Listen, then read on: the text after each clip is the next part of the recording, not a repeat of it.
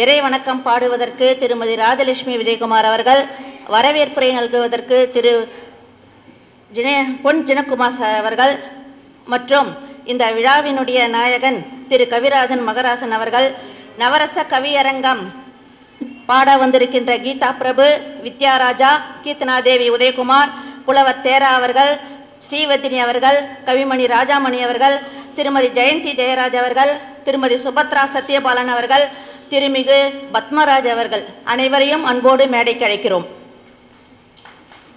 தமிழ் சமணத்திற்கு மிக மிக மகிழ்ச்சியான நாள் இன்று.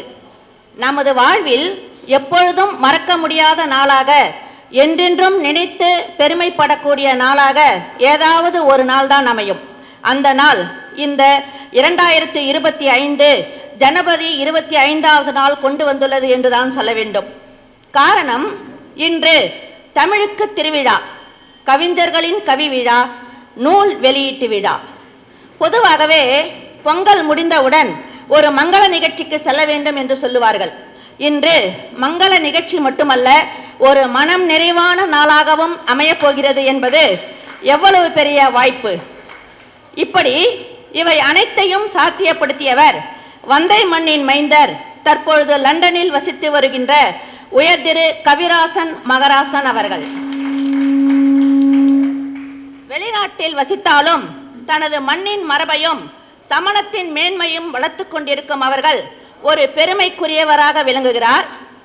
ஆதிபகவன் என்று ஒரு புலனக்குழுவை தொடங்கி தமிழ் இலக்கணத்தை கற்றுக் கொடுத்தது மட்டுமல்ல, அதை நூலாக வடிக்கவும் அடுத்த தலைமுறையினருக்கு பரிமாறவும் அவர் எடுத்துக்கொண்ட முயற்சிகள் ஏராளம். அதனுடைய விளைவுதான் இங்கே 11 புலவர்கள், 50 நூல்கள் வெளிவருவது என்பது. மிக குறுகிய காலத்தில் இப்படி ஒரு நிகழ்வை எவ்வாறு சாத்தியமாக்கினார் என்பது உண்மையிலேயே பெருமிதமும் வியப்பும் படக்கூடிய ஒரு நிகழ்ச்சி.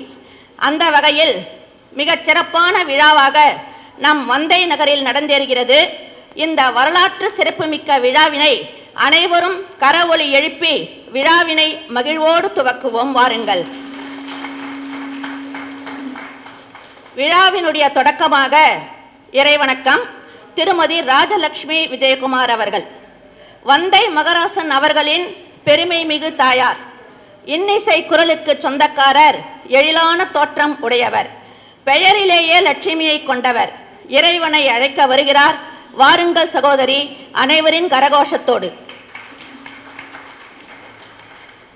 அரிஹந்தோம் கோ நமோ நமோ, सिद्धों को नमो नमो, आचार्यों को नमो नमो, जय बोलो भगवान की, जय बोलो भगवान की, जय बोलो भगवान की, जय बोलो भगवान की, जय बोलो भगवान की।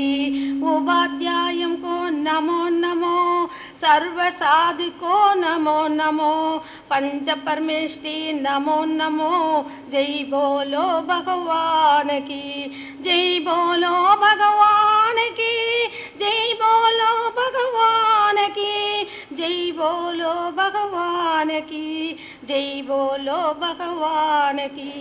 नमो नमो हरिहंतानम, नमो नमो सिद्धानम, नमो नमो आयरियानम, नमो नमो वज्रायानम, नमो लोय सवसागुणम, नमो लोय सवसागुणम, नमो लोय सवसागुणम, जय बोलो भगवान की, जय बोलो भगवान की, जय बोलो भगवान की, जय बोलो भगवान की, जय बोलो भगवान की, जय बोलो भगवान की, जय बोलो भगवान की।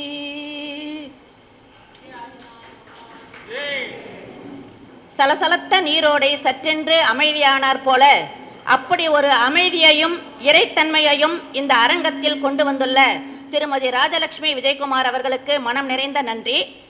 அடுத்ததாக, அன்று சங்கப்பலகையில் புலவர் குழாமின் அங்கீகாரம்.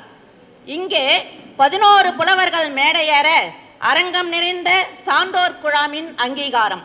அனைவரையும் வரவேற்கும் விதமாக வரவேற்புரை தங்கத்தை பெயரில் கொண்ட சிந்தையின் சிறப்பை கொண்ட மதிப்பிற்குரிய திருவாளர் பொன் ஜெனகுமார் ஐயா அவர்களை வரவேற்புரை நல்க அன்போடு அழைக்கிறோம். வாருங்கள், வரவேற்புரை தருக.